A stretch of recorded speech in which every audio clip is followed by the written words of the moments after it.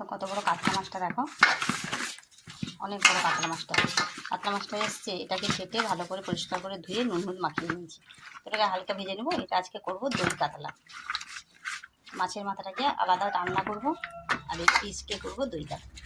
তো আমি ঘরোয়া পদ্ধতিই করব, অনুষ্ঠানের মতো করব না, আমি যেরকম করি ওই রকম। তো দেখতে থাকো, মাছটাকে আমি হালকা নুন হলুদ মাখিয়ে হালকা ভেজে তুলে নেবো, তারপর রান্নাটা করবো। কড়া কিন্তু ভাজবো না। তো দই কাতলা কাঁচা মাছেরও হয়, পেটি মাছ। আমি একটু হালকা একটু ভেজে নেব। তো এদিকে মাছটা আমি হালকা ভেজে নেব। মাছটার মধ্যে নুন হলুদ মাখিয়ে একটু কাঁচা সর্ষে তেল দিয়েছি, দিয়ে হালকা ভেজে নেবো। ভাজাটা আমি তোমাদেরকে দেখাচ্ছি। আর একটা আমি পেস্ট বানিয়ে নেবো। কাঁচা লঙ্কা নিয়েছি, কাজু কিশমিশ, একটু মৌরিটা খুব সামান্য নিয়েছি, পোস্ত আর একটু সর্ষেটা আমি বাটা আছে বলে আমি এর সঙ্গে আর বাটছি না। যদি বাটা না থাকে তো এর সঙ্গে অল্প একটু হাফ চামচ সর্ষে একসঙ্গে মিশিয়ে একটা পেস্ট বানিয়ে নেব। তো আমি পেস্ট করে নিয়েছি, দেখতেই পাচ্ছ। আর এখানে নিয়েছি দই আর একটু হলুদ, এটাকে ভালো করে ফুটিয়ে রেখে দেবো সুন্দর করে। আর এদিকে মাছ ভাজা হয়ে গেছে। মাছটা কেমন ভাজছি দেখো, খুব হালকা। এবারে চলো রান্নাটা বসাই। তেল দিয়ে দিয়েছি, সর্ষে তেল, একটা তেজপাতা দিয়েছি হাফ করে, গরম মশলা, এলাচ থেতো করে দিয়ে দিলাম। গোটা এলাচটার পরিমাণটা যেন একটু বেশি থাকে, আর যাই থাকুক।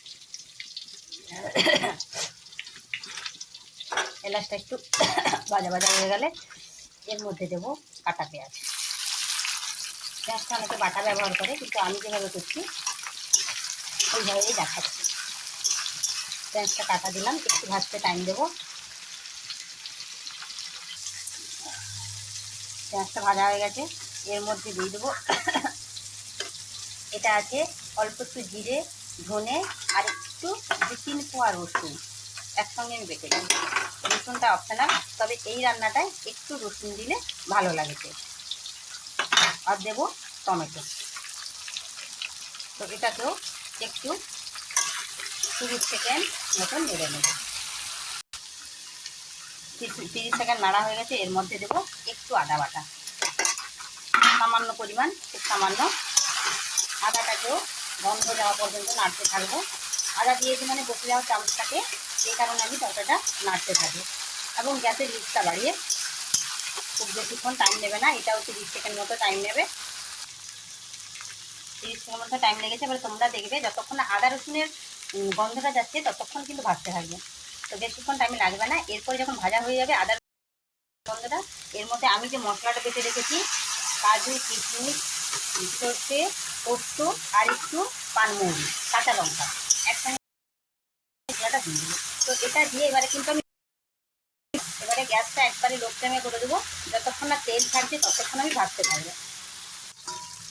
তো দেখতে পাচ্ছ তেলটা ছেড়ে আসছে। এর মধ্যে আমি দিয়ে দেবো টক দই।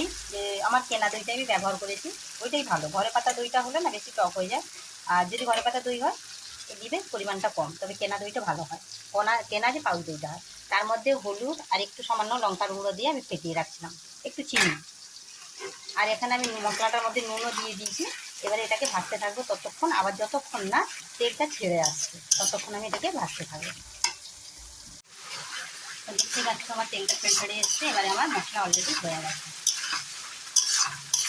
নুনটা আমি যখন আদা দিয়েছিলাম তখন নুনটা দিয়েছি, কারণ আদা দেওয়ার পর খুব ছিটায়, যখন ভাজতে যাবো খুব ছিটায়, সেই মধ্যে একটু নুন দিয়ে দিলে ছিটাবে না।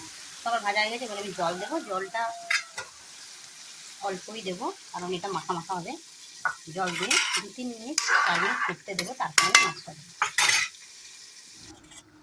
তরকারিটা ফুটে এসছে, এবার আমি মাছগুলো দিই। মাছগুলো দিয়ে পিঠটা কমিয়ে ঢাকা দিয়ে রাখবো 4-5 মিনিট। আমি মাছটা দিয়ে দিলাম। তো রান্নাটা আমার একবারে কমপ্লিট। দেখতে পাচ্ছ কালারটা কত সুন্দর এসছে। এইভাবে একবার দই কাতলা বানিয়ে দেখো, বাড়িতে থাকা জিনিস দিয়ে হয়ে যাবে। তো প্লিজ জানিও, রান্না করে একবার খেও, তারপরে জানিও আমাকে কমেন্টে। আর চ্যানেলটা একটু সাবস্ক্রাইব করে দিও যদি ইউটিউব থেকে দেখছো, আর যদি ফেসবুক থেকে দেখছো পেজটা ফলো করে দিও। তো আজকের জন্য এখানে বাই, নেক্সট ভিডিও দেখা হচ্ছে। আর ভিডিওটা পুরো দেখার জন্য তোমাদেরকে অনেক অনেক ধন্যবাদ। সঙ্গে থেকো।